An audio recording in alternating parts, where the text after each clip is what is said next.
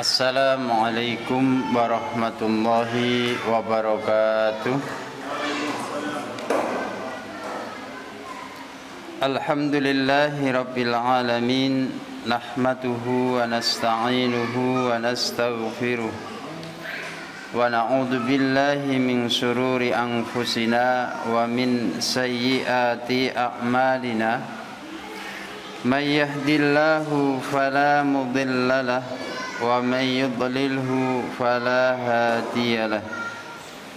Asyhadu an la ilaha illallah wahdahu la syarikalah wa asyhadu anna Muhammadan abduhu wa rasuluhu la nabiyya wa la rasula ba'dah. Allahumma salli wa sallim wa barik ala Muhammadin wa ala alihi wa sahbihi ajma'in. Usikum wa nafsi bitaqwallah.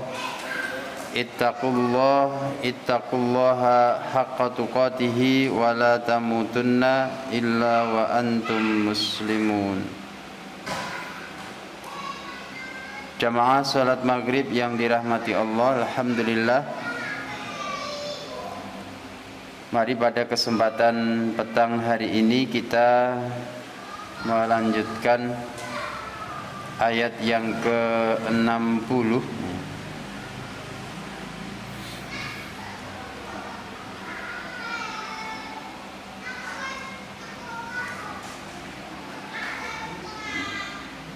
A'udzu billahi minasyaitonir rajim.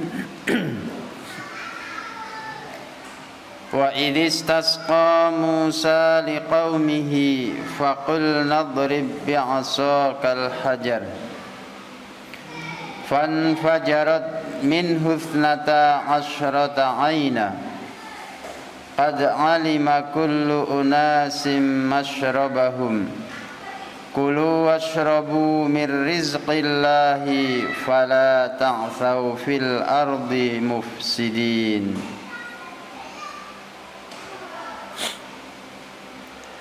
Walkur, dan ingatlah,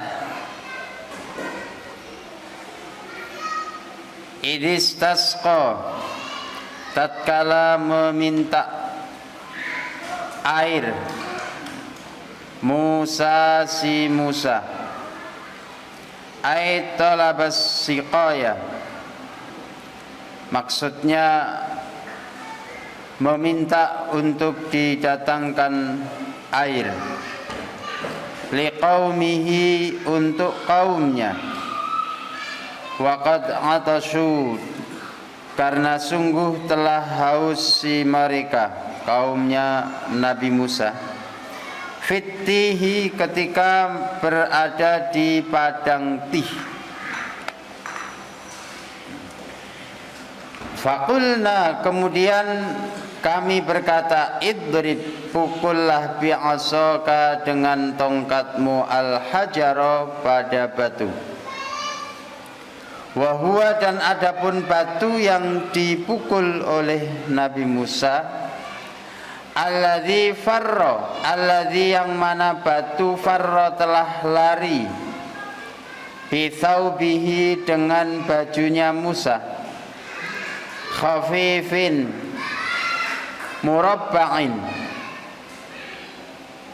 ringan, persegi 4, karok sirrajuli, seperti atau sebesar kepala seorang lelaki.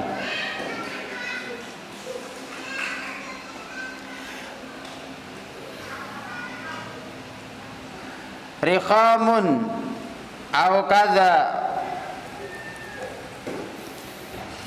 batu yang lunak atau seperti keduanya.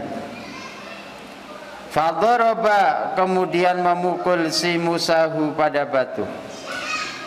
Fanfajarat, maka terpancarlah, insyaqqat,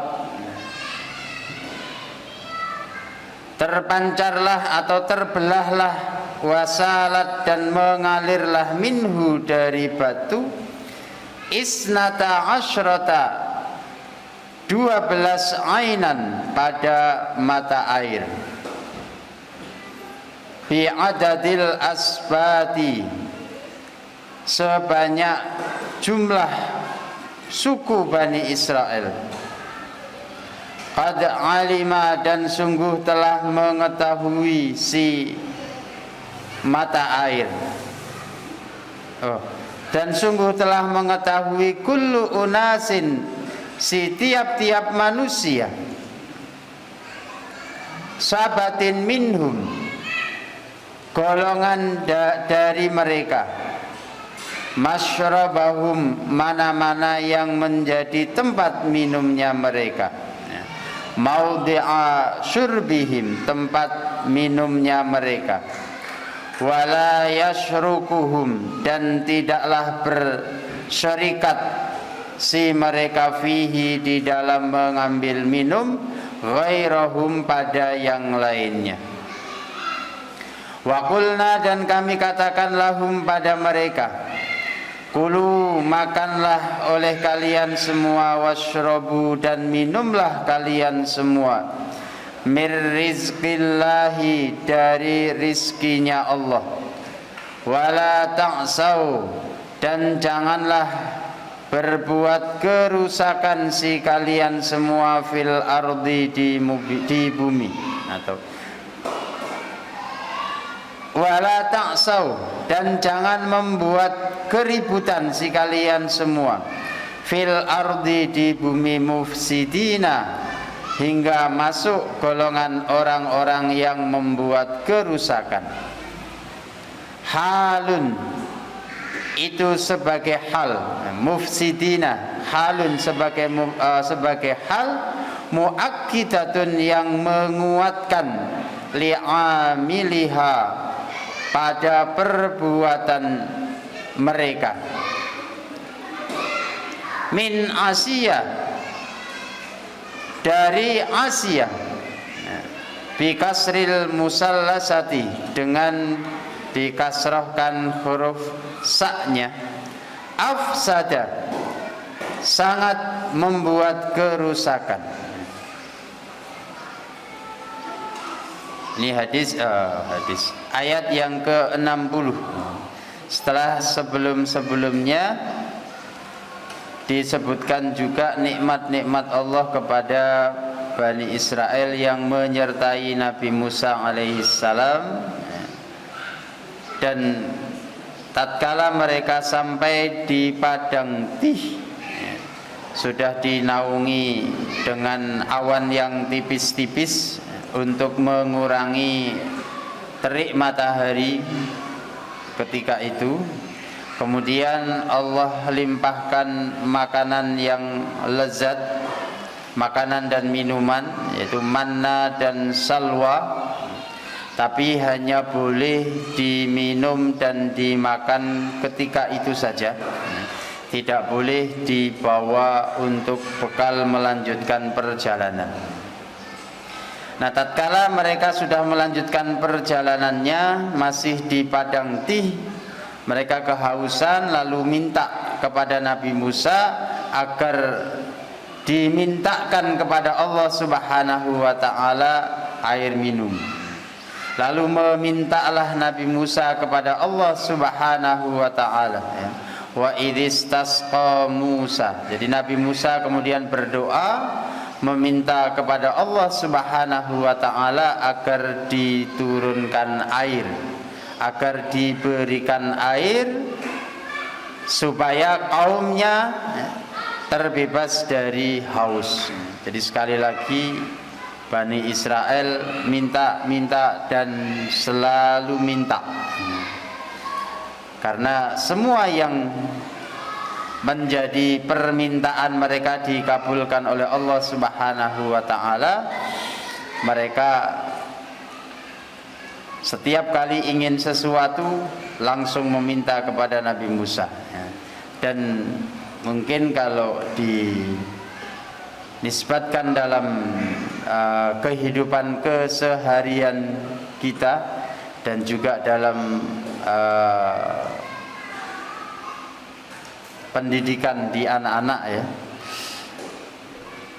segala sesuatu kalau mudah mendapatkan, atau segala permintaan mudah dikabulkan, bisa menjadikan atau menyebabkan orang yang mendapatkan kenikmatan itu menjadi manja. Anak juga seperti itu biasanya. Kalau segala yang diminta selalu dikabulkan dan dituruti oleh orang tua, maka dia akan mudah sekali untuk meminta yang lainnya, minta lagi, karena yakin pasti akan dikabulkan. Dan itu biasanya sering terjadi, atau orang tua sering melakukan seperti itu kalau mampu sudah pasti, didukung anak cuma satu-satunya. Jadi cenderung mudah untuk menuruti apa yang menjadi keinginan anak-anaknya.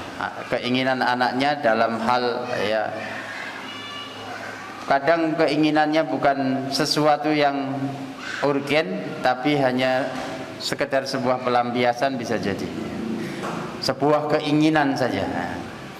Maka ini harus menjadi perhatian juga dalam dunia pendidikan, terutama pendidikan di tengah keluarga, ya.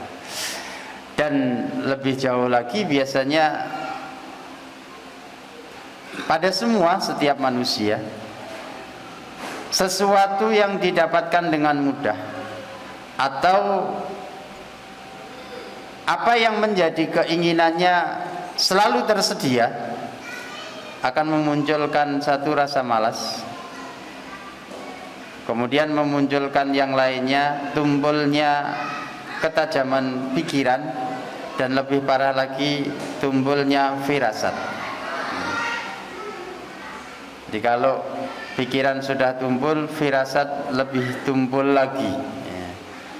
Malas gerak, ya. Oleh karenanya, kalau para salafus saleh menyampaikan syarat untuk mendapatkan ilmu ada 5 atau sampai 7 syarat untuk seseorang bisa mendapatkan ilmu. Salah satunya adalah tulaz zaman.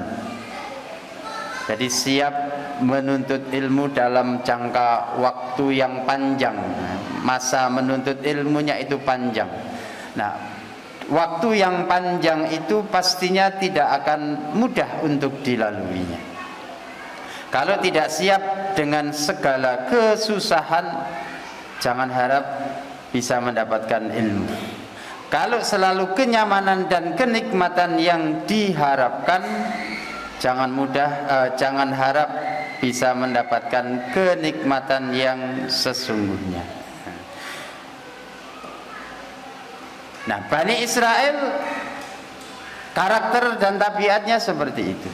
Selalu meminta kepada Allah Subhanahu wa taala, dan Allah selalu memberikan nikmat kepada mereka. Karena itu juga bagian dari ujian yang diberikan oleh Allah Subhanahu wa taala kepada Bani Israel. Nah, salah satu nikmat berikutnya yang disebutkan dalam ayat 60 ini, begitu Nabi Musa meminta kepada Allah agar diberikan air, Allah perintahkan Nabi Musa, idrib bi'asakal hajar, pukullah batu. Nah, batu ini disinyalir dalam keterangannya ini adalah farra bisaubihi, batu yang pernah membawa lari bajunya Nabi Musa. Pernah diceritakan di sini, ya. Jadi Nabi Musa itu adalah nabi yang sangat pemalu. Beliau tidak pernah narsis. Tidak pernah narsis kayak apa itu namanya, orang yang badan bagus itu apa namanya? Ya, bineraga. Jadi beliau ini sangat pemalu sekali, tidak pernah membuka bajunya. Berbeda dengan zaman kecil dulu, kalau pas mandi sungai kan semuanya pada lepas baju, ya. Nabi Musa tidak pernah. Sampai kemudian muncul desas-desus di tengah-tengah masyarakat karena Nabi Musa tidak lazimnya para pemuda di saat itu ya. Yang lainnya kan biasa buka baju kalau pas mandi atau kalau pas mungkin kegerahan atau apa. Beliau tidak pernah. Akhirnya dihembuskan desas-desus, pantes Musa wani copot kelambi wong diikudisen. Jadi dihembuskan berita bahwa Nabi Musa terkena penyakit kulit, makanya tidak pernah menampakkan tubuhnya. Hingga pada satu ketika ya, karena berita itu sudah santer, beliau mandi di sungai, melepas bajunya dan baju itu diletakkan di atas batu. Begitu beliau lepaskan baju, taruh di atas batu, batu itu lari. Dikejar oleh Nabi Musa, terus lari sampai berhenti di tengah-tengah keramaian. Baru disitulah orang bisa melihat, oh tiba-tiba ya awake api ora kudisen. Nah, itu. Jadi istilahnya Allah Subhanahu wa taala mementahkan desas-desus yang dihembuskan oleh masyarakat ketika itu mengenai Nabi Musa tidak pernah berani menampakkan kulitnya, tubuhnya karena sedang menderita penyakit kulit, kudis dan yang lain sebagainya. Nah, dengan cara seperti itu akhirnya masyarakat menjadi tahu bahwa Nabi Musa tidak pernah membuka bajunya sehingga kelihatan tubuhnya bukan karena penyakit kulit, karena memang menjaga dirinya. Ya karena tidak mungkin bintang iklan, emang ada bintang iklan kudisen ada? Nggak ada yang diiklankan obat kulit saja bintang iklannya nggak ada yang kena penyakit kulit kan? Kalau bintang iklan orangnya jelek, kulitnya jelek, ya tidak laku, orang nggak berani mendekatnya. Apalagi ini yang menjadi bintang iklan syariatnya Allah Subhanahu wa taala. Para nabi itu ya semuanya jamil-jamil ya. Nggak ada yang jamilah nabi itu. Semuanya jamil ya, semuanya ganteng-ganteng ya. Tapi ada satu nabi yang ini perselisihan, nabi yang jamilah ada satu. Siapa? Bukan Maryam ya. Sebagian ulama ada yang mengatakan seandainya ada wanita nabi dari kalangan wanita, Maryam adalah nabi dari kalangan wanita itu. Selainnya enggak ada. Nah, batu yang dipukul oleh Nabi Musa dengan tongkatnya adalah batu yang persegi 4 kecil ya, sebesar kepala orang, kepala lelaki, bentuknya persegi 4, tipis, ringan, enggak berat ya. Enggak tahu apakah ini selalu dibawa oleh Nabi Musa atau bagaimana ya. Di padang Tih ada batu itu dan kemudian dipukul oleh Nabi Musa. Setelah dipukul memancarlah air dari belahan batu tadi ya. Dan air yang memancar dari batu kecil itu berjumlah 12 mata air. Berarti tongkat Nabi Musa bukan hanya mampu membelah laut merah, tapi juga mampu membelah batu yang kemudian memancarkan 12 mata air. Kenapa 12 mata air?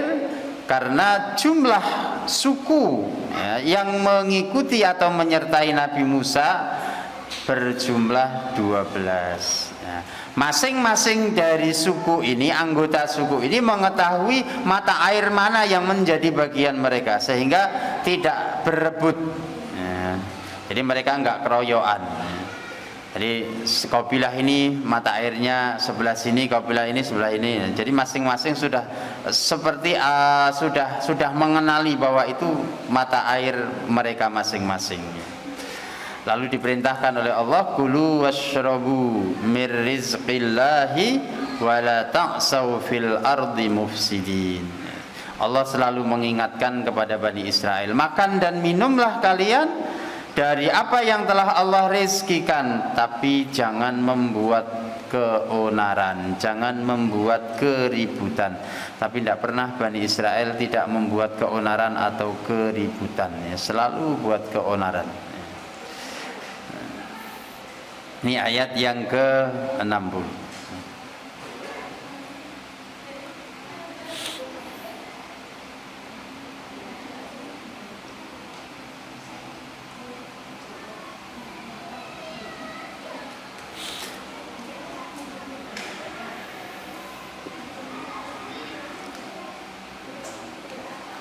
Wa idh qultum, ayat yang berikutnya.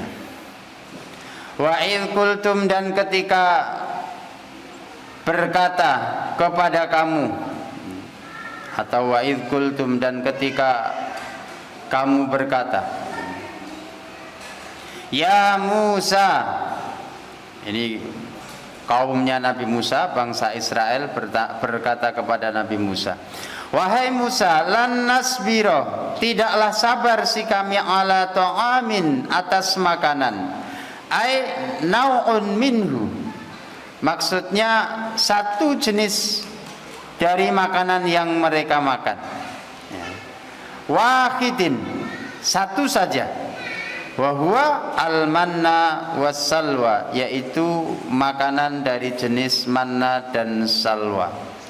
Fad'u, maka berdoalah kamu wahai Musa, lana bagi kami, Rabbaka, pada Rabb kamu, yukhrij, agar mengeluarkan si Rabb kamu, lana untuk kami, syai'an, pada sesuatu, mimma tumbitu, mimma dari apa-apa, tumbitu yang telah menumbuhkan, al-ardu, si bumi, minal apa ini?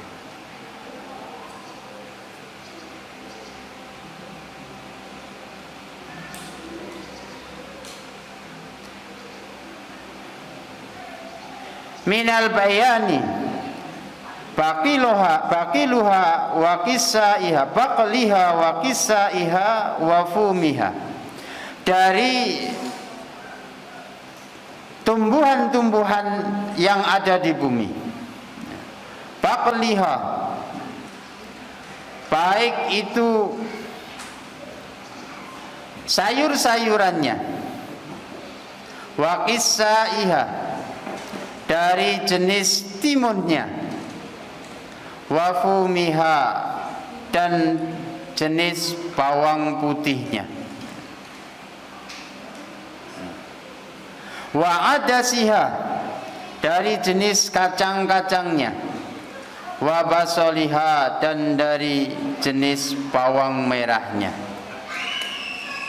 Qala, ucapkanlah lahum, pada mereka, Musa, wahai Musa, atastabdiluna, apakah akan menggantikan si kalian semua, alladzi huwa, yang mana dia, makanan yang telah diberikan, adna, pada yang lebih rendah, lebih jelek, akhassu, jadi lebih buruk, billadzi, dengan sesuatu, huwa, makanan yang telah diberikan kepada kamu, khairun, baiknya, asyrafu, lebih mulia. Ai, maksudnya, atakhudunahu badlahu, apakah kamu atau kalian akan mengambil ganti dari makanan jenis manna dan salwa. Wal hamzatu, adapun huruf hamzah pada kalimat tersebut, atas tabdiluna, lil inkari, itu berfaedah untuk ingkari.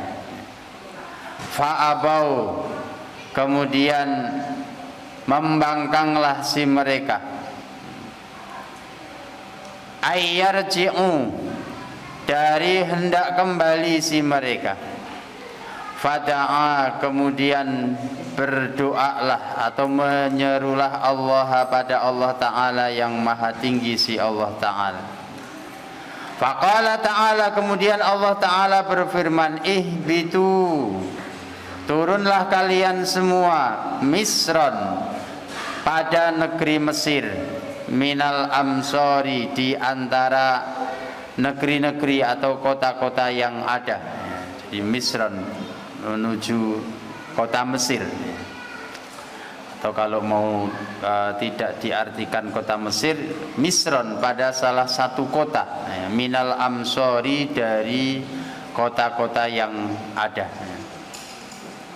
Fa inna lakum, maka sesungguhnya bagi kalian, fihi, di kota tersebut, ma, terdapat apa-apa, sa'altum, yang kalian minta minan nabati dari berbagai macam tumbuhan, waduribat dan dijadikanlah ju'ilat alaihim atas mereka Bani Israel azillatu kerendahan atau kehinaan, azillu wal hawan kerendahan dan kehinaan, wal maskanah dan tempat tinggal, atau wal maskanah dan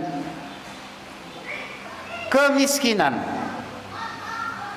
asarul faqri yaitu tanda-tanda kefakiran, fahia sifat itu lazimatun menjadi sebuah kelaziman, wa ingkanu meskipun ada si mereka Bani Israel aghniyaan berkecukupan, wabau dan kembalilah si mereka,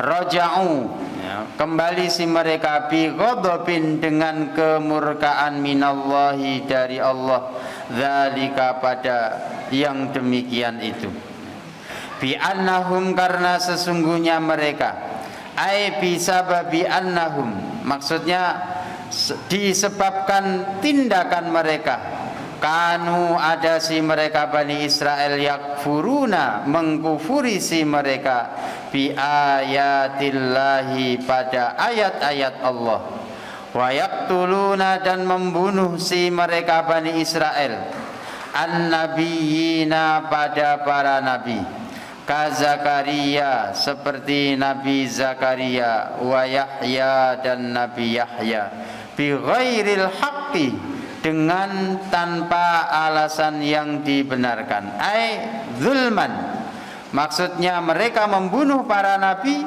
karena kedzaliman mereka, dzalika yang demikian itu bima asau pada apa yang mendurhakai si mereka, wakanu dan ada si mereka Bani Israel ya'taduna orang-orang yang melampaui batas, yatajawazul haddi melampaui batas fil ma'asi dalam perbuatan kemaksiatan, wa karrarahu dan Allah mengulang penyebutannya litta'kidi karena untuk menguatkan, menegaskan bahwa Bani Israel betul-betul kaum yang melampaui batas, betul-betul kaum yang telah durhaka kepada Allah dan Rasul-Nya. Nah, pada ayat ini mengkisahkan bagaimana tadi terbiasa dikasih, terbiasa dikabulkan apa yang menjadi keinginannya, sehingga mudah untuk meminta ini dan meminta itu, melupakan apa yang sudah diberikannya, tidak menganggap apa yang sudah dikasihkan. Jadi seolah-olah belum pernah mendapatkan nikmat, belum pernah diberi kenikmatan oleh Allah Subhanahu wa ta'ala. Jadi Nabi Musa diseru oleh mereka, wahai Musa, kami sudah enggak tahan, mosok panganan ngene wae. Sudah habis yang di piring. Menunya apa tadi? Tempe goreng aja menunya. Pekan ini tempe goreng, pekan kemarin tempe goreng, pekan kemarin lagi tempe goreng. Oh, menyok ya. Tapi nek muni bosen ya orang ngandel. Sudah habis duluan kan. Bani Israel begitu. Dikasih manna dan salwa. Di ayat yang sebelumnya sudah disampaikan bahwa manna dan salwa merupakan makanan yang terbaik ketika itu. Dan bahkan sampai hari ini masuk kategori makanan yang terbaik ya, yang kemarin sudah kita bahas ya.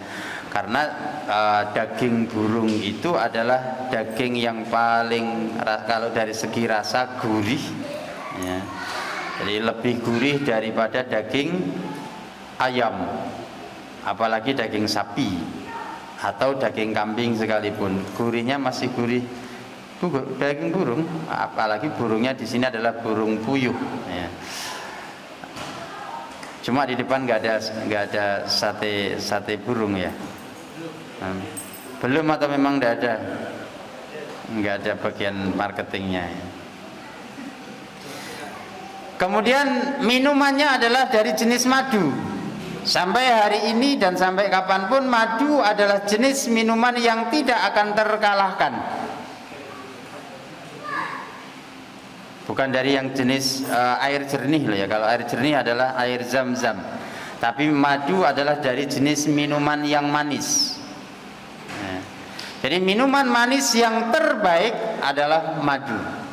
Kenapa? Karena madu adalah minuman yang paling mudah untuk diurai dan dicerna serta diserap oleh organ tubuh. Dan dia tidak membawa efek negatif sedikit pun. Ketika ada yang protes, ya Rasulullah, saudaraku sakit perut, minumi madu, pulang dikasih madu. Balik lagi, ya Rasulullah sudah minum madu masih sakit, minumi lagi sampai 3 kali. Kok cek sakit terus? Sekarang kan aku gak cocok ngombe madu, wetengku tambah mules ngombe madu. Suruh minum lagi, mules lagi. Jawaban Rasulullah SAW, yang salah bukan madunya, yang salah adalah perut saudaramu. Maka kalau ada yang tidak cocok minum madu, bukan karena madunya yang salah, tapi harga madunya yang salah. Iya kan? Nek kan tuku madu terus tekor toh? Karena harga madunya yang tinggi ya. Jadi yang salah bukan madunya, yang salah adalah perutnya ya. Sampai kapanpun itu. Maka pemanis ya, yang digunakan untuk manisan itu yang paling baik adalah madu, bukan gula. Apalagi pemanis buatan ya. Gula saja sudah kalau ada yang menjadi penggemarnya Dr. Zaidul Akbar ya, Dr. Zaidul Akbar pernah membuat tweetnya. Sekarang Twitter ganti apa? Oh, ikut semuanya. Jadi beliau pernah membuat dalam tweetnya itu dampak buruk dari gula pasir. Ada kurang lebih sekitar 45 poin. Padahal kita hampir tidak bisa tinggal dari yang namanya gula pasir. Ini kalau yang fanatik dengan Zaidul Akbar tapi kok masih konsumsi gula pasir, berarti gak tenanan nih. Jadi fanatiknya ke Zaidul Akbar itu gak tenanan berarti. Itu parah ya. Jadi madu tidak bisa dikalahkan. Maka ketika bangsa Israel ya, Bani Israel protes kepada Nabi Musa, wahai Musa, mbok minta makanan yang lain, mosok panganan kuwi terus, bosen aku. Ini adalah disindir dengan tegas oleh Allah Subhanahu wa taala di akhir ayat ya. Atastabdilunahu ya. Atastabdiluna alladhi huwa adna billadhi huwa khair. Jadi apakah kalian akan menggantikan sesuatu yang hina, sesuatu yang lebih buruk dengan sesuatu yang lebih baik ya? Atau kalau dibalik, menggantikan sesuatu yang lebih baik dengan sesuatu yang jauh lebih buruk lagi? Nggak ada yang lebih baik dari mana dan salwa untuk makanannya. Itu pertanyaan sindiran dari Allah Subhanahu wa taala, di mana harful istifhamnya, huruf hamzah di situ mengandungi makna lil inkar ya. Mengingkari bahwa pertanyaan apakah kamu ingin menggantikan, jawabannya adalah jelas tidak ada gantinya, karena manna dan salwa adalah makanan yang terbaik ya.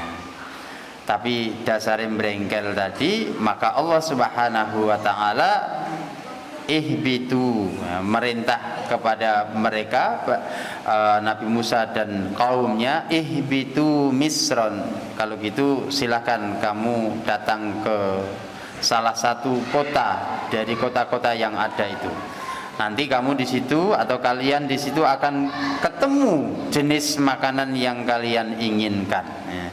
Mereka pingin timun, pingin bawang putih, bawang merah, sayur-sayuran dan yang lain sebagainya. Ya. Mereka ingin yang seperti itu. Padahal kalau di sini nggak suka ya. Ada yang suka ngganyang bawang putih, bawang merah? Padahal sebetulnya itu sehat juga.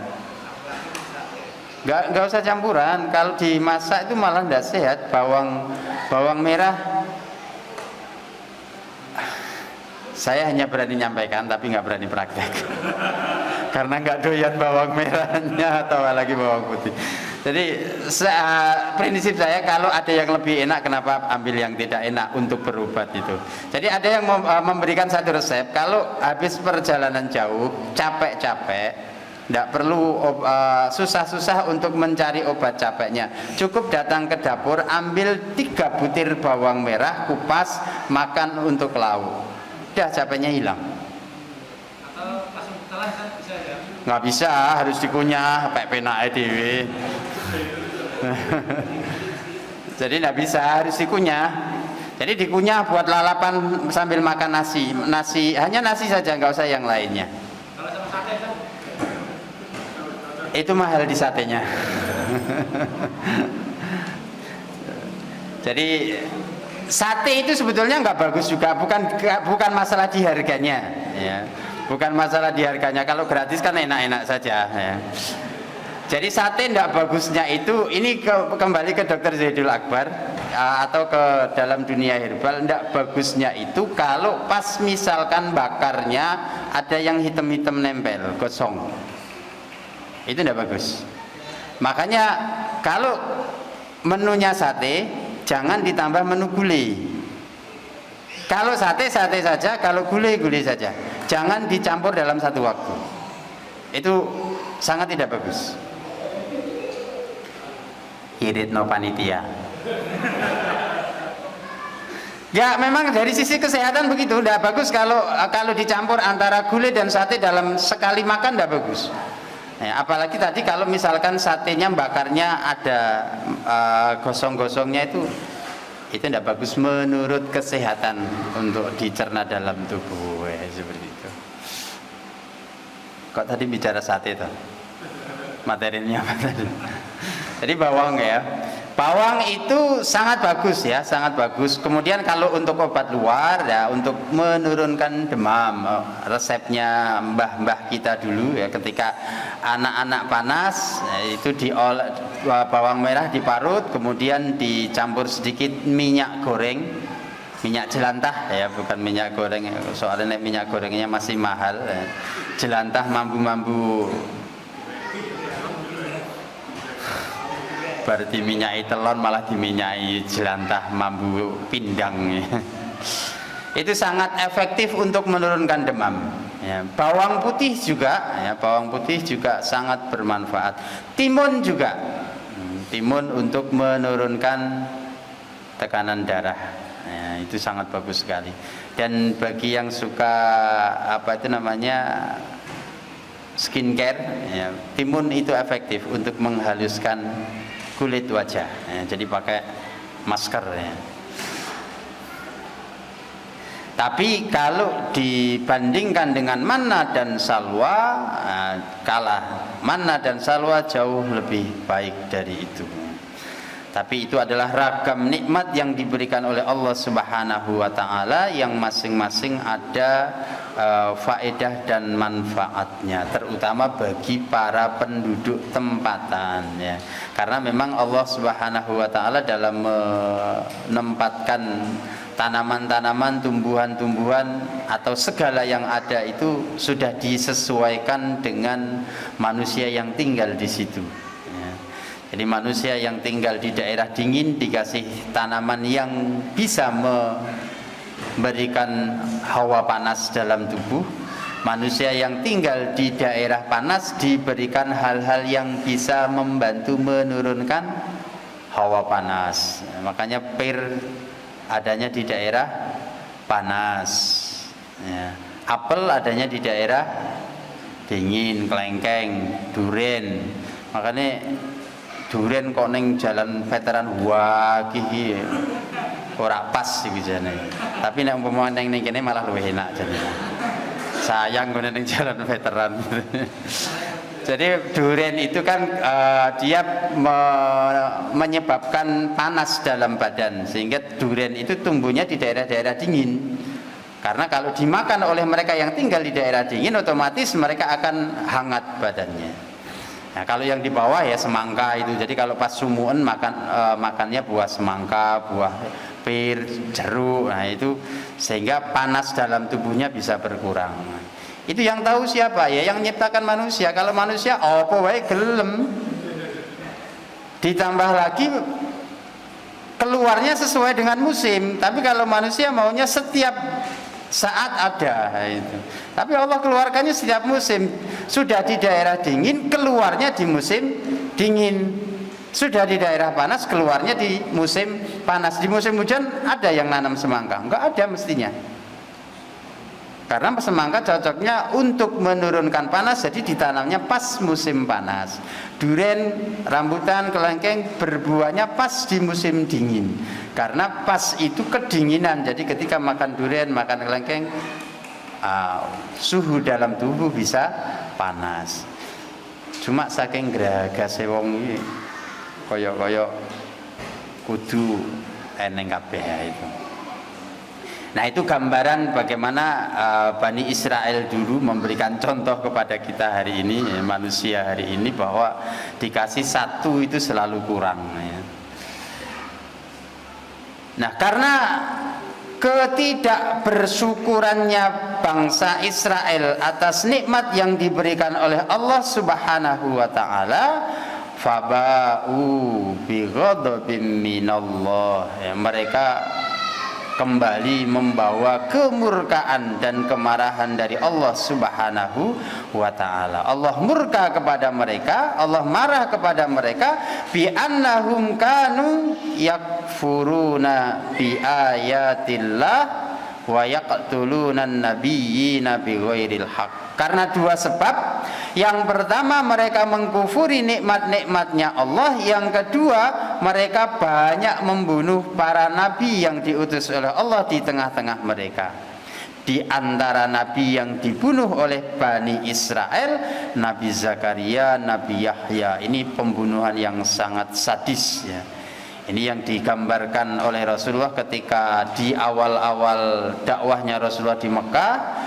Banyak ujian, banyak cobaan, banyak siksaan yang diberikan oleh orang-orang Quraisy kepada para sahabat, hingga kemudian para sahabat datang kepada Rasulullah, ya Rasulullah, kita sudah enggak tahan, mata Nasrullah, kapan pertolongan Allah tiba? 13 tahun bisa dibayangkan ya. 13 tahun di Mekah dengan berbagai macam siksaan, bukan hanya serangan mental saja, serangan fisik yang luar biasa. Maka wajar kalau kemudian sahabat merasa tidak kuat, datang kepada Rasulullah ngadu, ya Rasulullah, mata Nasrullah, katanya pertolongan Allah itu pasti datang, cuma kapan? 13 tahun rak teko-teko kiso apan. Tapi dijawab oleh oleh Rasulullah sallallahu alaihi wasallam, tahukah kalian sesungguhnya umat sebelum kalian dulu ada yang jauh lebih berat di dalam menghadapi ujian di atas kebenaran ini. Ujian kalian belum seberapa. Mereka ada yang digaruk dengan sisir yang terbuat dari besi, setelah dipanaskan di api yang membara hingga bukan hanya kulitnya, sampai dagingnya terkelupas, kemudian kelihatan tulang belulangnya. Dan di antara mereka ada yang dibunuh dengan cara digergaji. Nggak ada sensor loh ya zaman dulu. Gergajinya manual. Itu Nabi Zakaria. Nah, yang membunuh adalah Bani Israel. Ibnu Katsir di dalam tafsirnya, beliau menyampaikan tidak ada bangsa yang kejam melebihi kekejaman Bani Israel, di mana mereka dalam satu waktu membunuh nabinya lebih dari 5.000 nabi. Itu Bani Israel. Nah, Tapi ternyata di akhir zaman ada yang lebih kejam lagi dari ya mungkin keturunannya mereka ya, keturunan bangsa Israel itu. Ya memang bangsa Israel keturunannya ya. Jadi jauh sekali ya, kekejaman mereka sangat luar biasa ya.